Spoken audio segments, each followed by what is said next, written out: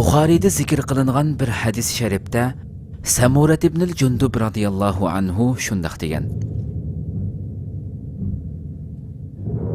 Hazreti Payg'ambar alayhissalom shundoq dedi. Men bu kecha tushimda ikki kishi ko'rdim. Ular mening yenimga kelishdi. Keyin ular meni tuz bir yerga chiqardi. Birlikda mangdiq. Oxiri bir qon daryosining oldiga keldik. U daryo ichida o'ri turgan bir kishi bor edi. Daryoning qirg'iqidimi bir odam bor bo'lib, uning oldida bir dövi tosh bor edi. Daryodagi odam uzib kelib sohilga chiqmoqchi bo'lganda, sohildagi odam uning og'ziga bir tosh otadi va uni burunqi joyiga qaytirib qo'yadi. Chiqish uchun har qitim sohilga qarab kelishi bilan tang, sohildagi odam uning og'ziga bir tosh otadi va u burunqi joyiga kelib qoladi. Men u ikki farishtaga bu nima ish dedim. Farishtalardan biri sen daryoda ko'rgan kishi o'sim yig'ichidir dedi.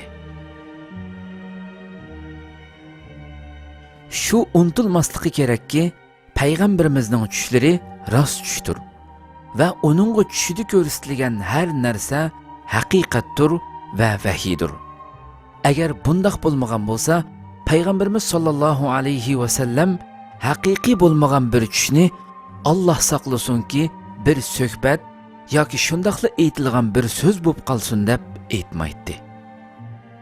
Endi biz bu hadis ustida tahlil yurgizib boqaylik.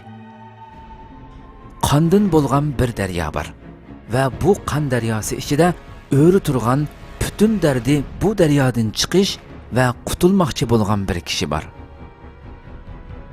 Har qachon qutulish uchun sohilga yaqinlashgan hamon sohildagi kishi uning og'ziga tosh otadi. Daryodagi kishi bo'lsa burunqi joyiga qaytib qoladi. Va bu hodisa daryodagi kishi sohilga chiqmoqchi bo'lgan har qitim takrorlanadi.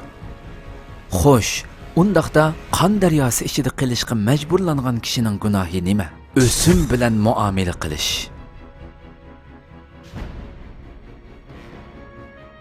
Ey o'sim yiguvchi inson, endi sendan so'rab boqay. Bu azobga bardoshlik bera olamsan? Ahli jannat ko'llarida uzayotganda qon daryosi ichida qilishga sabr qila olamsan? Albatta sabr qila olmaysan.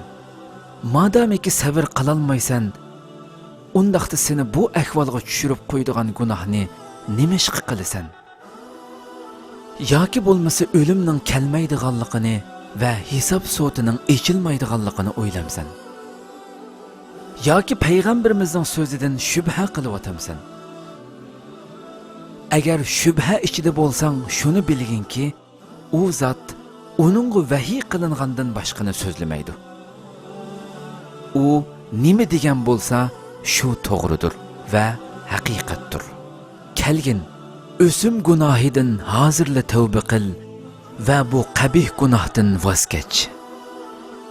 Inshaalloh Allah seni afu qilib, qon daryosining o'rniga jannat ko'llarida uzdirar.